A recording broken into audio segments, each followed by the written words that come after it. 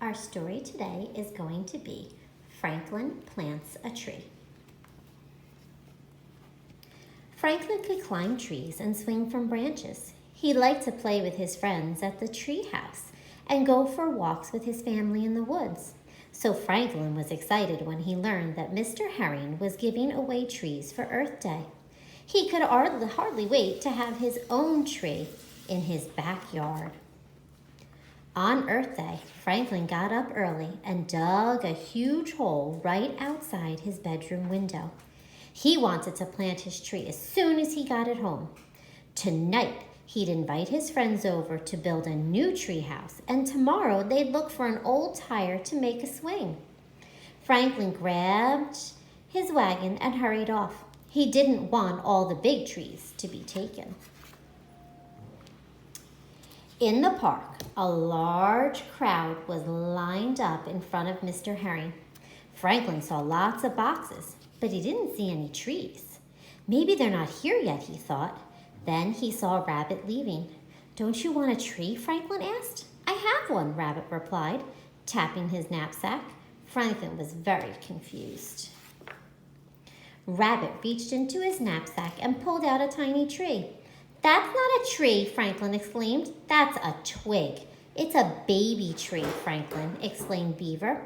"It's called a sapling.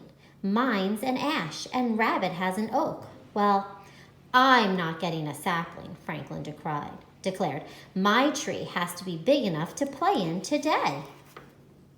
But when Franklin got up to the front of the line, Mr. Herring gave him a sapling the same size as the others. "Could I have something bigger?" asked Franklin. "This is a sugar maple," replied Mr. Herring. "Many years from now, it will be very big indeed." Franklin nodded sadly. He put the sapling in his wagon and walked home slowly. Franklin sighed as he stared at the huge hole in his backyard. He shoveled earth back into it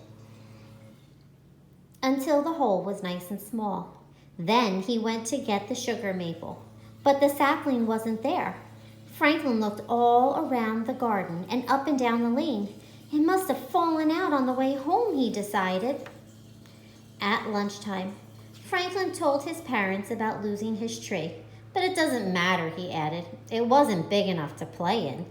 "Big or little, you promised to care for it," said his father. Franklin slumped down in his chair. "All right," he sighed.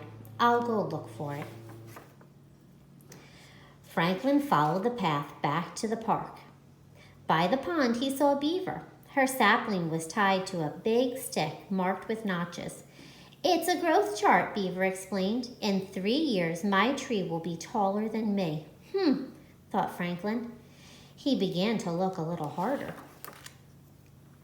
In the meadow, Franklin saw Rabbit with a watering can.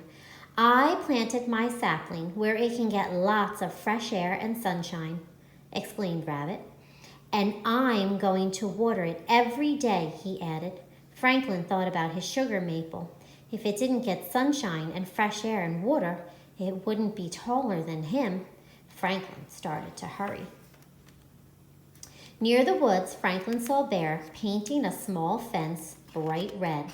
Inside of it was Bear's sapling. "This will protect my pine tree until it's big and strong," Bear explained.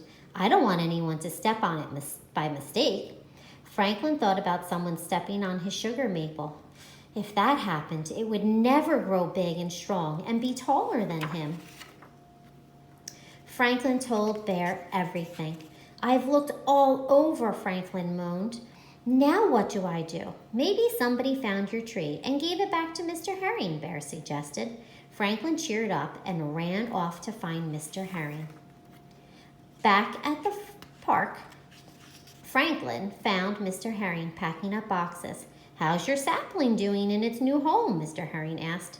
"I lost my tree, Mr. Herring," Franklin replied. "I've looked everywhere, but I just can't find it." Mr. Herring reached into the box and lifted out a sapling. "Is this it, Franklin?" he asked. "Someone found it on the path." "My tree!" cried Franklin. "Thank you, Mr. Herring. I'm going to plant it right away." and Mr. Herring smiled. Before Franklin left, Mr. Herring showed him a photograph. "That's me when I was your age," he exclaimed, "planting my first tree." "Did it grow?" Franklin asked. "It sure did," Mr. Herring laughed.